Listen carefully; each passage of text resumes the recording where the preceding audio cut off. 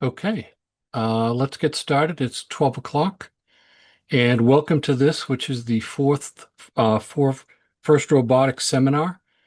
This time we're talking about assembly modeling, which is a very, very big topic. We'll try to get through as much as we can, but it's a very big topic just to let you know, and we're going to do what we can. Here we go. My name is Fred Kohler. I'm a SolidWorks experience learning expert. Basically, what that means is I work on a team that makes a lot of media for training. Now, that starts out with books, it goes into e-learning, it goes into YouTube videos, and live training, like you see here. So we do a lot of stuff, and there's a lot of training available. And at the end of this presentation, we will show you where it's available. I have been here for quite a while, almost 29 years, and have some prior CAD experience as well. So I've done a lot of CAD in my life, and I really enjoy it, and I hope you do too. Now, behind the scenes, Joe Russo is monitoring things, and he'll be trying to respond to your questions while this is going on. So, um, Joe, is there anything else to add to that? Nope, just put things in the Q&A panel and I'll either try to type the answer or we'll wait till Fred pauses and we'll answer live. All right, fair enough. So you've already seen, hopefully, three of these. Dave did sketches and features, Joe did applied features, and Franco did sheet metal and weldments. But all of those are about parts. This time, we're talking about a different thing entirely, assembly modeling. And you'll see a little bit more assembly in the future ones, but this is your first exposure to it. And let's take a look at what we're going to do. Some of the techniques. The first one, opening assemblies. We have an existing assembly that we'll use here that I think is quite appropriate to FIRST Robotics. And it's pretty good size. We'll see that in a second. So we're going to learn how to open assemblies. We'll talk a little about creating your own as well, but it's very similar. Inserting components. This is bolded because this is one of two key things that you really need to know out of this. How do I insert components, is what we call them when we put them into the assembly. The other key thing is to add mates. Mates are how we connect them together, how we leave them with some ability to move or none at all. So inserting mates and components are our two key functions here. We'll do some other stuff, fun stuff like assembly motion, when we can drag things and actually show how it would actually move. We'll create patterns because we don't want to have to put in the same type of component, such as this linear pattern you see here, 5 different times. We can do it once, and we can pattern to get the rest. We'll also talk a little about mass properties, which is very simple to do, but you have to take into consideration all the things that go into it. And if we have time, quite a bit more. Hopefully, quite a bit more. We'll see. All right, so let's take a look at what we're after here. And this is the assembly that we're going to be using in a picture. Let's look at it live. In SolidWorks, the first thing I want to do is open an assembly. So I'm going to go up here to open, same thing you would do with parts. And by the way, just like you would make a new part, you can also make a new assembly, and we have those too. So we're going to use an existing one. So I'm going to go to open, and I'm going to go to this folder where I'm keeping it, and I'm going to click on it. Now, before I just click open, which I typically do with a part, there's a few things to consider. And let's take a look at down here in the thing called mode. And that is a very important part of this thing. The mode tells you how the assembly is open. I'll move down to resolve. Resolve says, I'm going to open this assembly so that everything is available to me for editing right now, right away. And that's really good for smaller assemblies where you don't want to have to make sure things are available for editing. For larger assemblies, you want to go at the top of next to. Lightweight. Lightweight opens the components so they're not fully loaded until you need them. And when you need them, by clicking them or using them in some way, they load. So it's a delayed loading, you might say. This is what we use here. And even though it may not look like it, this this assembly actually has over 600 components in it. There is a third, which is large design review, which is for very large assemblies, or assemblies that you really just want to look at and not edit. There is some editing capability, as you see here, but it's really limited. So for most things, lightweight is it. So I'll click open, and remember, this is 600 components we're opening here. And you would think it would take a while. It would take a lot longer with Resolve. Here, not so bad. You can see the counter, and it's going through and telling you exactly which ones it's loading and how fast it is, and boom, it's done. That's pretty impressive. Now, what do we have here? You're going to see a lot of folders, and you're going to see a lot of these features that look like this. These are patterns. And you'll also see one called Mate. So let's expand one of these folders first and give you a little bit of a look at what's inside. Now, these are all our what we call components. And components are either a part or an assembly that's been inserted into this assembly. And you could put in either one. And there's a whole bunch of ways to do it. So this top one is an assembly. Now, I don't know how well you can see that, but there's a little bit of a different icon than the others. The part icon versus the assembly icon that has a little blue cube in it. Now, they'll have a feather on them too, and that indicates what I said when we opened it, lightweight. And that will go away very quickly. In fact, as soon as I expand one of these, it goes away. Now it's loaded. In fact, now, not only is it loaded, I can see the entire thing. Here is the whole of it. Here are all the planes, the features, even deeper if you want, sketches. It's all there. Reason being is when you insert components into the assembly, you're not making copies. You are making or using the original. And we'll talk about that in a little bit. Now, when you go to the assembly level, don't forget all the good stuff you learned about view manipulation when you're in a part. So I usually use my mouse button, my middle mouse wheel, rolling to zoom it, and pressing down on that wheel to rotate. You probably remember those from a part. We can also use the triad to flip around to different orientations. I like a few others, like zoom to selection, where we can pick something here and say zoom to that. And if we're zoomed in too far, I can always do an F key to zoom out, or a Control-7 to get to an isometric. There's a whole bunch of others.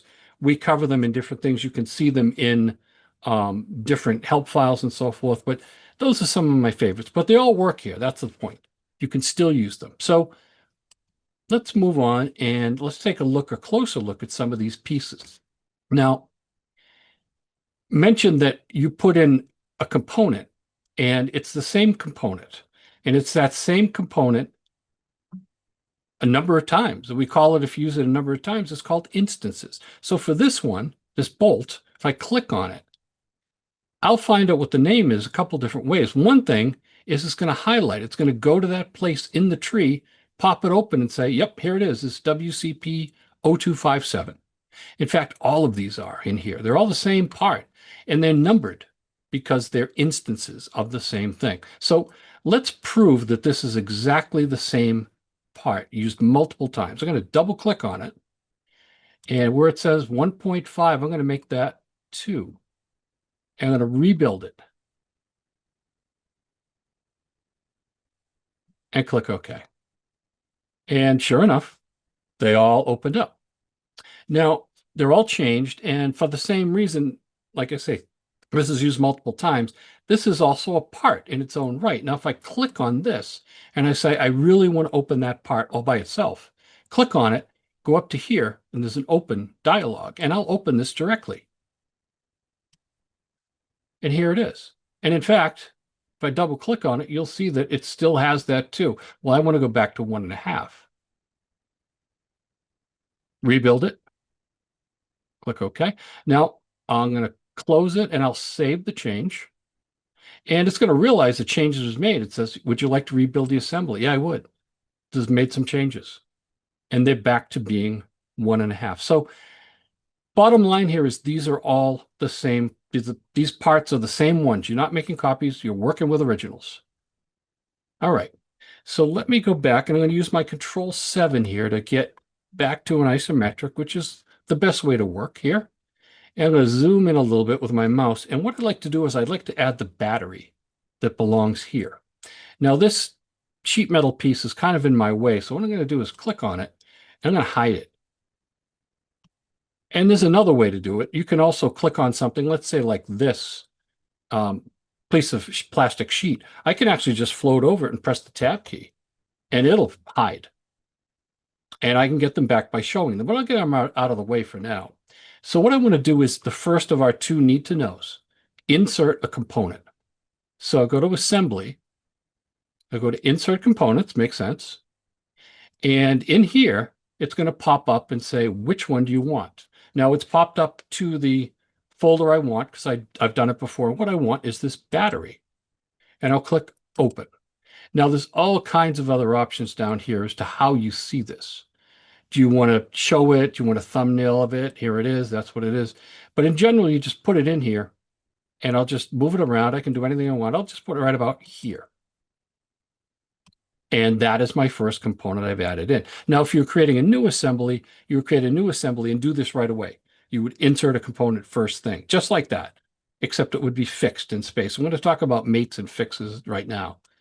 First thing I want to do is tell you a little bit about this. This is a typical component that we insert, and it has what we call 6 degrees of freedom. And you can see them visually if I go to this thing called a triad. And you'll see that there are 1, 2, 3 axes that it can zoom along here. And there's 1, 2, 3 rotational axes. So there's your 6. So what I'll do is I can rotate it with that, or I'll click off of it. And what I prefer to do is to right-click on it and use my mouse to rotate it.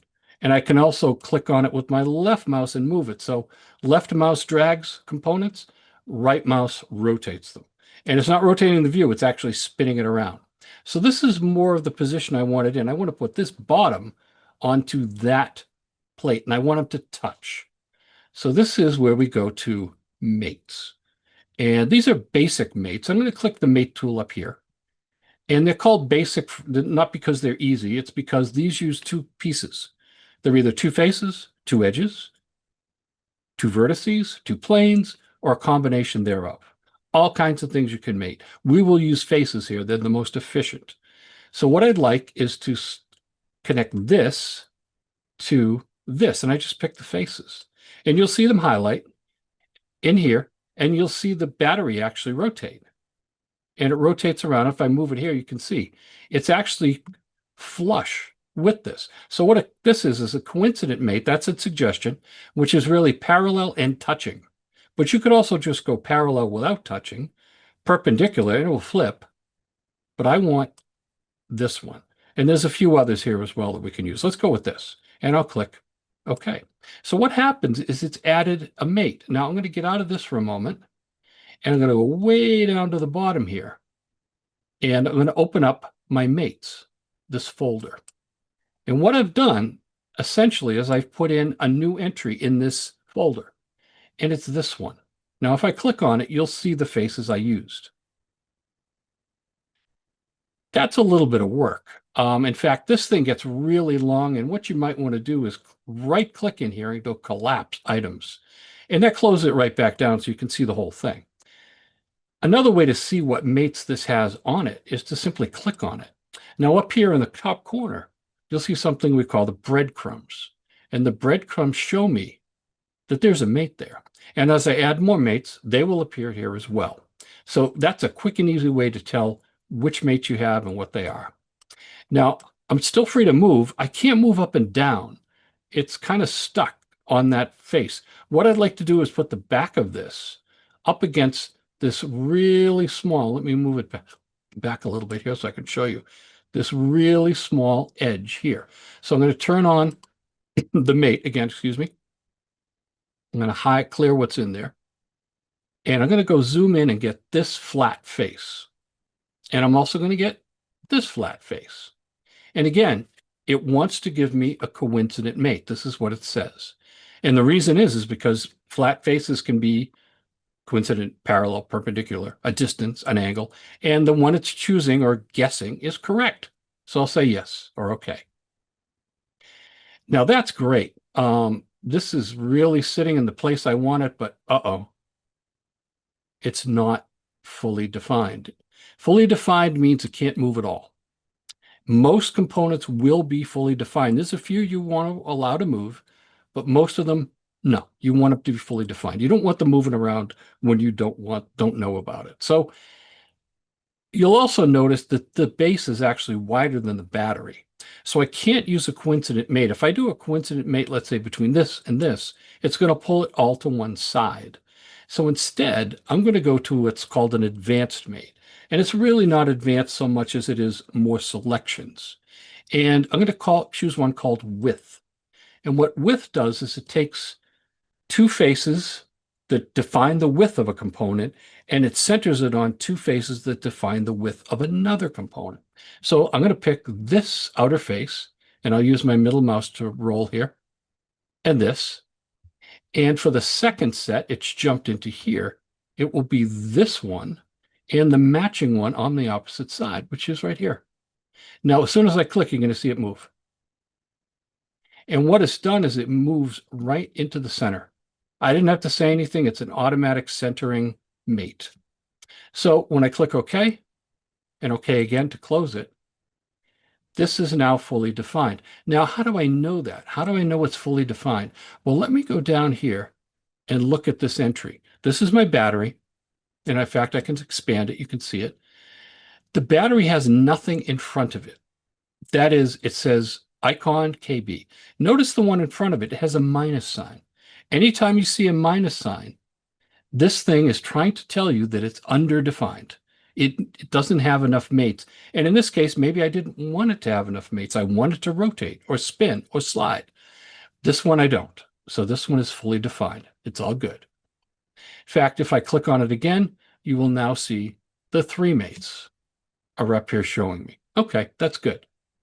Now, I might want to bring these back, or at least this component that I hid, but I have no idea where it is. I don't even know what it was called. I'm going to right click and I'm going to do a show hidden components. And what this does, it shows them all. And all you have to do is to pick the one or ones that you want to bring back. I just want this one. Close that up, and here it is. It's back again. Okay. So I've got my components back that were hidden, and I can just move on from there. So what's my next thing? Well, my next thing is to move and create some other components, some other mates that are also very common. Coincident and concentric are the two most common mates you will see throughout CAD in general. Width is fairly common, but these two are almost everywhere. So let's do an example that shows us how to do a concentric mate. So I'm going to go down here, and again, I'm going to use this right click and collapse because I need to see the whole tree. This is the one I want. It's hidden, just like the other thing was. So I'll click on it, and this is a different way to show them. Click on it if you can see it, and show it. And here it is. This is a component that I put in before, and it has a mate on it, and I'll prove that to you by clicking on it. It has this mate, so it's tied to that post with a coincident mate. It says so. What I'd like to do is I'm going to use my left mouse here, or my right mouse to spin this around a little bit. What I'd like to do is to spin it around and show you what it looks like from the other side. So something like this. I want a couple holes to line up here. So I'm going to get them fairly close. It's best to get your mates fairly close to each other before you actually do this. So let's do the mate a different way. I'm not going to use the mate tool. In fact, this is how I typically do it. And it's called in context mates. What you do, and I'll zoom in enough to click them. I'll click this one, either one first, control key down, and click this one. Now that's an edge. I'm going to unclick it, get this one. Now, when I do that, I get the same thing I got with mates, and that is I get a dialog showing me, hey, these are all the things I could do with these two selections. I could make them parallel, perpendicular, blah, blah, blah, tangent. So one is touching on the edge of the other. I want this one, the most common, concentric. And that lines up center of cylinder, center of cylinder. And it moves right over. Now I can show you some real component motion. You'll see this still has the minus sign on it, and it's able to rotate because there's 1 degree of freedom left. And I'm going to take that degree of freedom away. I will click another. This time I'll do it the other way. I'll click this face first. And as I said, you can pick edges too. Faces are better generally. This face and control click this face. Which one it suggests it is right. And there it goes. Now this option comes up every time, and what this wants you to do or offers you to do is to flip the alignment. Sometimes it'll come in and something especially like a coincidence where the faces are against each other, but you wanted them to be reversed. And that simply reverses the mate. So I don't need it, I'll click off of it. So there is another component. Okay. All right. So we're done with mating for now. There's a lot more to it, and I'll show you some more later on. But right now, let's just go on and let's do some stuff with some other types of, well, one more mate, a gear mate, assembly motion, a little bit of gear mates. I'm going to go down here first to these wheels. And you can see there's 3 wheels. And now if I tip it over a little bit, you'll see there's belts connecting them. So one is driven, this one, and the other 2 are driven from it, which means to simulate the real life, what I should do is to be able to click one, drag it, and all 3 will move. And that is the case. This has been mated, or there's mates connecting these 3 pieces. Now that's great. Well, what I want is to do the same thing, and I'm going to use my F key to zoom out. And I'm also going to use my space bar to come in and look at this from a different angle. Go to this corner. And what I'm going to work on right here are these 2. And if I can get them both in this picture here, if I drag this one, you'll see that this assembly rotates. However, this does not. So what we'll do is we'll add a mate between the 2 and connect them together. Let me pause for a minute. Joe, is there any questions? You read my mind. There are no questions, but I'm just going to remind everybody to use the Q&A panel. I see that someone raised their hand. There's nothing we can do with that. If you have a question, type it in the Q&A panel, but otherwise I've been keeping up with things. So let's see that gear mate. All righty. We'll go back to mates, and we have used 2 of the 4. Let's use the third one. We've used standard, we've used advanced. Let's use mechanical. Mechanical has a lot of mates that you would see in real life. Hinges, gears, rack and pinions, screws, universal joints, slots and cams. Here I want a gear. Now, this isn't truly geared to one another, but it effectively does the same thing. And what this does is it works on the ratio between the 2 diameters to figure out how to rotate these. And all I have to do is go in and select a representative cylinder. So I'm going to go in, you can't really see too well, but this is actually cylindrical. I'll click that. And I'll do the same thing for this guy. Now, you'll see 1.65, which is what it came up with for a ratio. Now, I'm also going to click reverse here, because usually what it does with reverse on is it rotates opposite of what you are rotating one to the other. So I want them to go in the same direction, basically. Okay, click that and okay. Now let's test these first. I'm going to rotate this counterclockwise. And you can see the bottom one rotating. Let me try it from the bottom. I'll go clockwise. Okay, looks good. So that is a gear mate. And just like the other mates we've seen, now cancel this one. If we go to the components that use it, you will see in this breadcrumbs that it has a gear mate. And the other one would have the same thing. So that's pretty cool. That's some pretty neat assembly motion. It would be better if this shaft that I'm turning had all of the wheels on it. It only has 1. And there's no reason to put in this wheel 5 different times. As we mentioned, we have something called patterns. I'm going to see a couple patterns here before we move on to the next section. There's a couple patterns we'll do. This one is a linear pattern, but you'll see there's also circular, pattern driven, which is based on a parts pattern, sketch, curve, chain, and mirror. We'll do mirror as well. So let's do linear first. It needs information from you. First thing it needs is what is the direction of the pattern. Now, there's a couple ways to do this. You can use a plane, You can use a planar face. So if I click this face, it will go normal, or you can just use a cylinder and it'll go along the axis of the cylinder like this. Now you'll see that that's an arrow. Is it facing in the right direction? No, I want it to go that way. Because when I create the copies, no, excuse me, instances of here, this, now click it here. I want it to know that it's going that way, and it's going to be spaced 3 inches, and there will be a total of 5, including the original. Now you're probably asking, okay, I've added these, but do they turn when I use the gear mate? Yes, they do. They should. So that's some good assembly motion. We will take a look at another pattern here. No more motion, but a little more patterning here. And for this, I'm going to zoom in. I'm going to do a couple neat tricks here I think you'll like. Now, a linear pattern, a circular pattern, or whatever, simply takes the component and it moves it along a path. It could be circular, it could be linear as it is here. But it doesn't do anything to the component. And sometimes the components are set up in such a way that if you use them in a certain position, they are actually opposite hand parts. That is, they are mirror images of each other. What this particular pattern offers is the ability to do that. Now, I won't need that here, but I have the ability to do that. So first thing, I'm going to mirror this across the other side. But the first thing I want to do is to show you something really cool. And I'm going to open up another one of my components here. And this is, sorry, not open, not insert, open.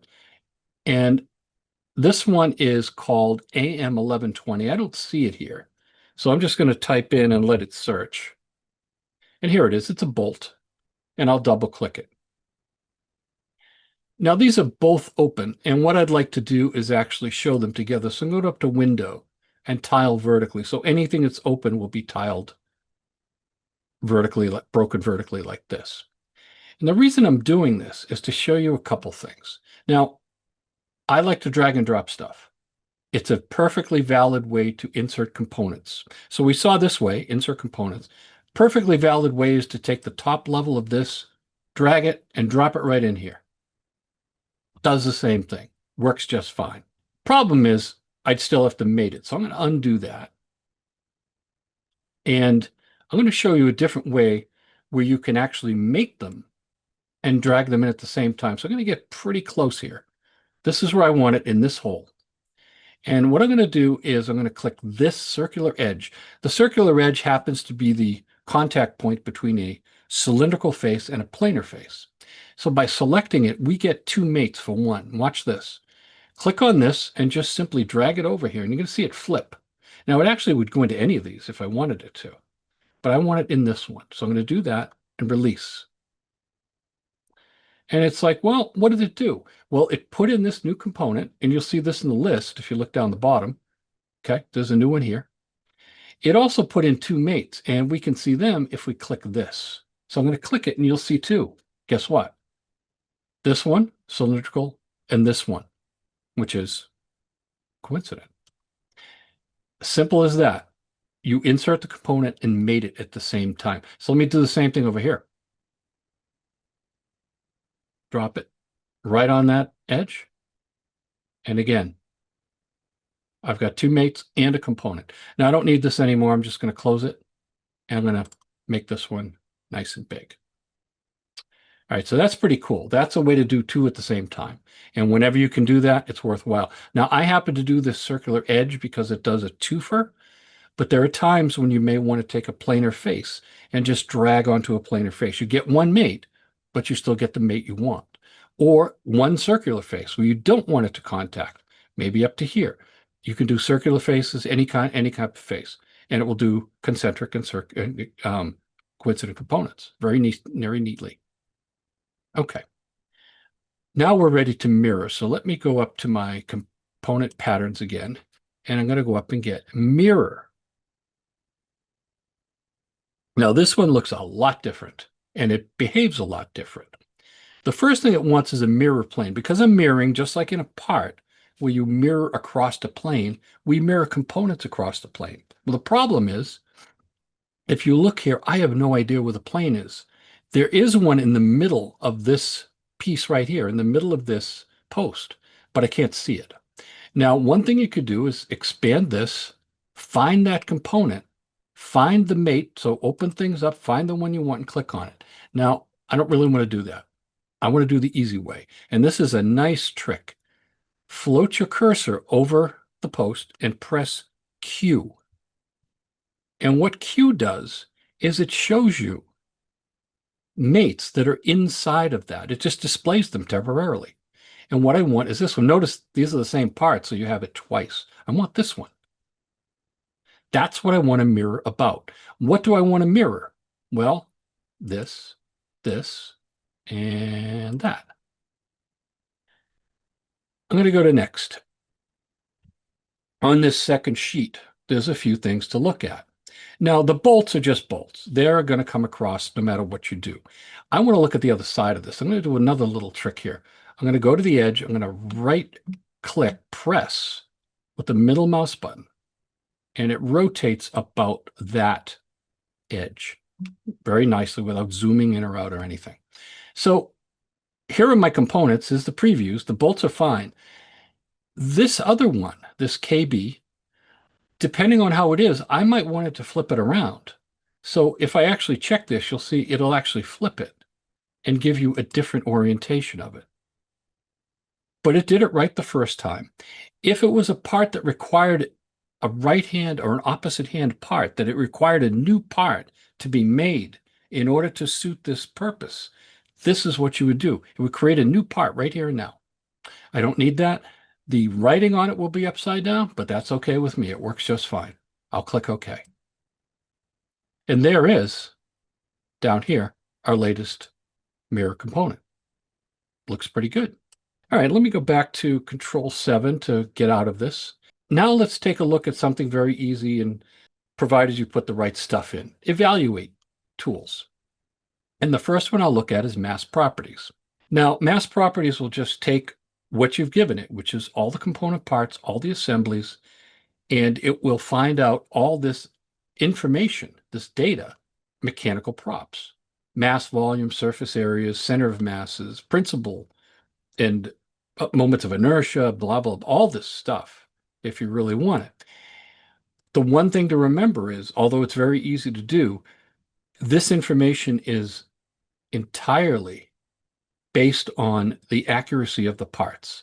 If you don't have an accurate sized part, you won't get accurate information. If you don't have an accurate material, you won't get accurate information. If the part was supposed to be made of steel and you've made it out of plastic or said it's plastic, you're going to get wrong information. So what you get in is what you get out. Put in good information, you get good information here. Okay, so there it is. It'll even give you center of mass symbol right here. Okay, so that's a pretty useful tool. Another useful tool inside of this particular evaluate thing is measure. And measure goes in and just says, you know what? I really want to know just how far this and this are apart. And it will give you all kinds of information here, probably more than you want. Areas, perimeters, distance. I don't have to use faces. I can use edges. I can go to two different things. It'll go through space, anything you want. There's different options here as far as how you measure it. This is center to center distances, but you can change that. But this is just measure. Now, keep in mind, you can also do some quick measuring on your own. And you can just do basically a little edge here. If I go in here and just click on this circle, it will give me a little bit of information on the bottom of the screen about the diameter and the center location. And you can do that for pretty much any circle or line. So that's a quick measure if you want to use it. Now let's look at one more of these evaluate tools. And this is interference detection, which is a very, very handy one. Interference detection tells you when things hit each other. It doesn't fix them, but it tells you when they hit each other so you can find a way to fix them. Now, what I'd like to look at is this down here, this assembly, which the battery sits in. Now, this is a piece of it, but I want the whole assembly. Now, I'm not sure exactly where it is in the tree, but if I right click on it and instead of just opening the part, because it's an assembly, it gives me the option to open either one. And I want this one. I want the assembly part of it. So I can very easily open the assembly without knowing the name of it.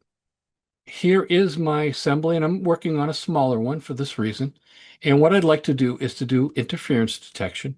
Now, initially, what it will do is come up and say, take the whole assembly, the subassembly in this case. If you don't want that, I don't. I'm going to right click and clear.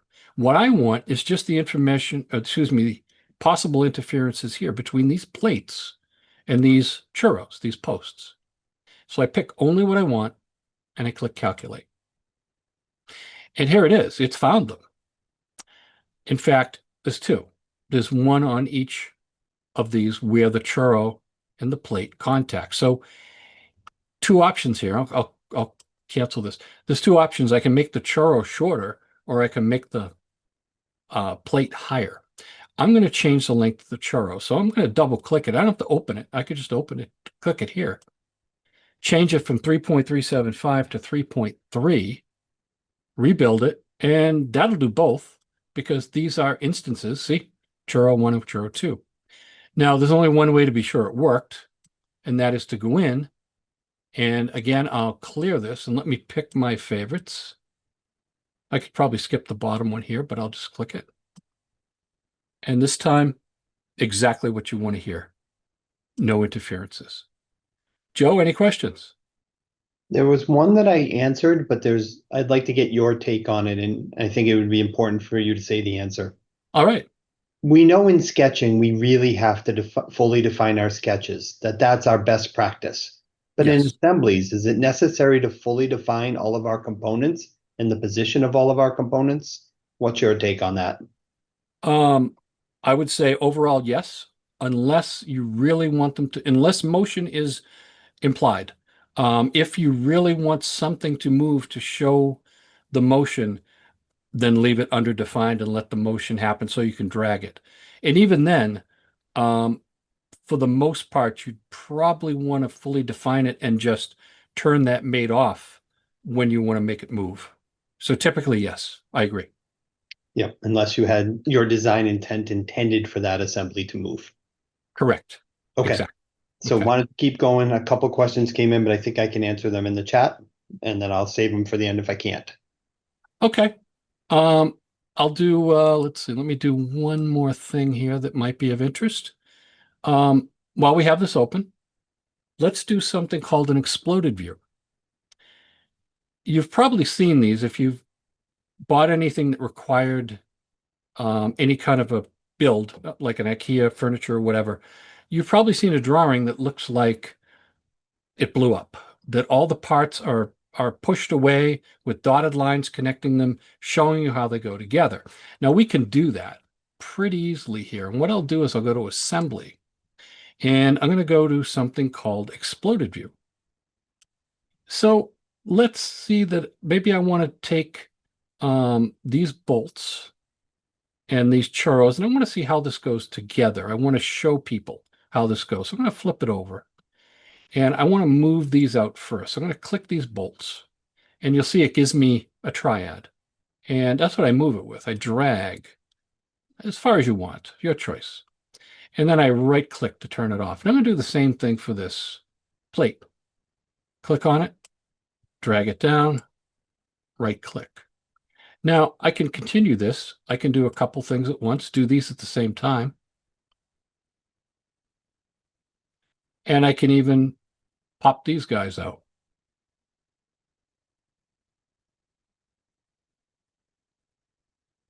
So what happens is these are temporarily allowed to move. This was fully defined. Just like Joe and I just talked about. These were fully defined components. When we go to this mode, it says you can move them now, and it lets you move them in these directions. You can rotate them too, if that's what you needed. What it does is it builds this list of different steps, and each step will basically identify one of the things we did. Some of them are single moves, some of them are double, but it's all right there. And this is editable. So if I decided that, let's say, I don't know, this plate here or these bolts weren't high enough, I click on it, and I can drag it again. And then I can go down and say, I'm done. That's the exploded view. The other side of it, and I'll click OK. And by the way, that is stored up here in a different place. In the configuration manager is where you will find any of your exploded views in here.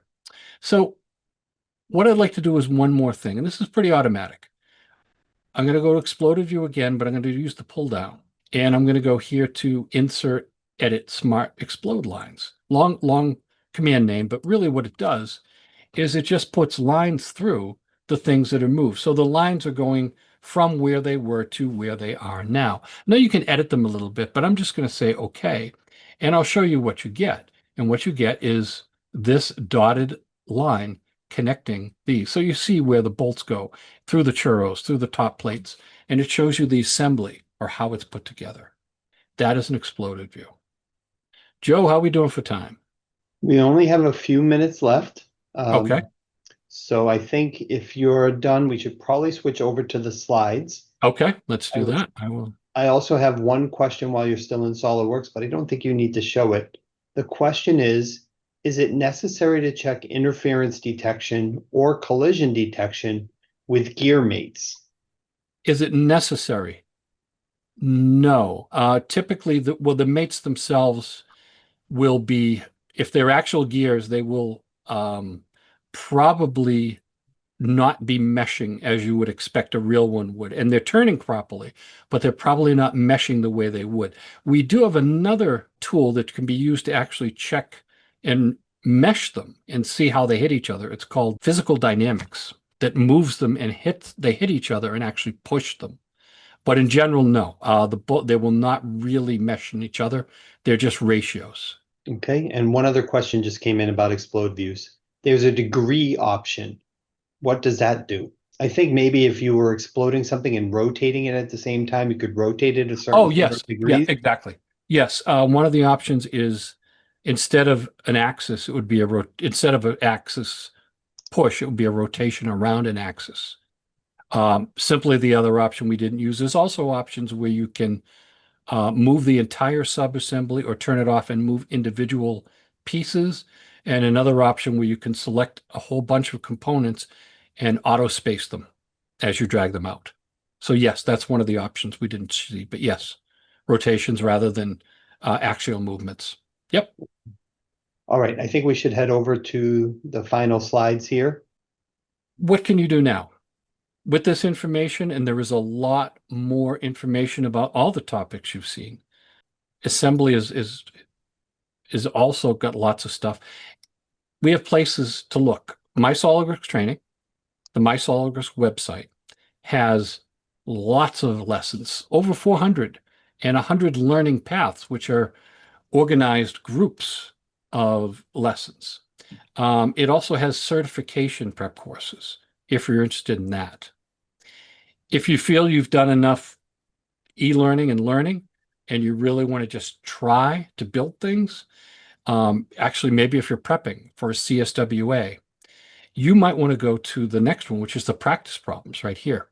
The practice problems, there are over 100 of those that you can try. It gives you the answers in terms of the volume, and you can check it. It gives you little hints. Lots of ways to do that. We also have, and help me on this one, Joe, we do have the e-learning type as well, right? Yes, we do. Okay. So some of them are just basically a piece of paper that you can draw, and other ones are guided e-learning to help you with practice problems. Yes, Good when you go to choice. that practice problem site, you're only going to see the drawings and the dimensions and such. If you'd like to see the videos that teach you, then look on My SolidWorks and you'll find them there. Look for practice SolidWorks X Design or practice SolidWorks 3D CAD. Yep. And that would be on the one on the left here, My SolidWorks training. Correct. Yep. And lastly, if you're a teacher or mentor, there's information for the classroom over on the right. We have a whole bunch of new stuff we just launched, different design projects. Some of them are the bridge, catapult, name tags, all kinds of different things that can be made and created if you'd like to do that in the classroom. So whatever you want to do, we have information for you, free information, even better, that'll help you along. Any questions? We have one more SolidWorks question at the moment. How would I mate a fastener to a cast surface? In other words, a surface that's uneven or rough or bumpy. Any tips for adding mates to that type of surface? The only one that might work in a case like that would be a tangency, as the only one I can think of. We don't really have any things that work with a very weird shaped surface. Tangencies are probably your best bet. That's about the only one. And it might be a tangency to a face, a tangency to an edge, or a tangency to a vertice, or even a plane. But probably those are your best bet. All right, no other SolidWorks questions at the moment that we need to answer, so let's go to the next slide. Okay. Oh, I'm gonna... okay. So the robotics resources, these are for, as we're doing for this, for FIRST Robotics, there's great information here, some more resources that you can use. We have XDesign and desktop for this, which we're doing desktop now, but we have some information for that if you're doing FIRST.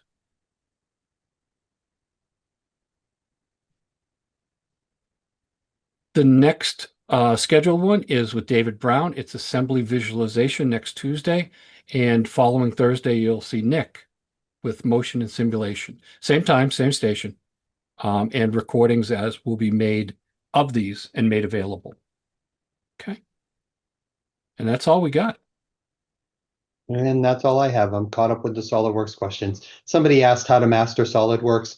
We would need a month to master, maybe more. Definitely beyond the scope of this webinar. So I'm sorry we won't be able to answer that. But I wish you luck as you try to master SolidWorks. Yes, and I would first shoot for the CSWA as part of your mastery. That would be the first thing. And we do offer a lot of opportunities for you to prep for that.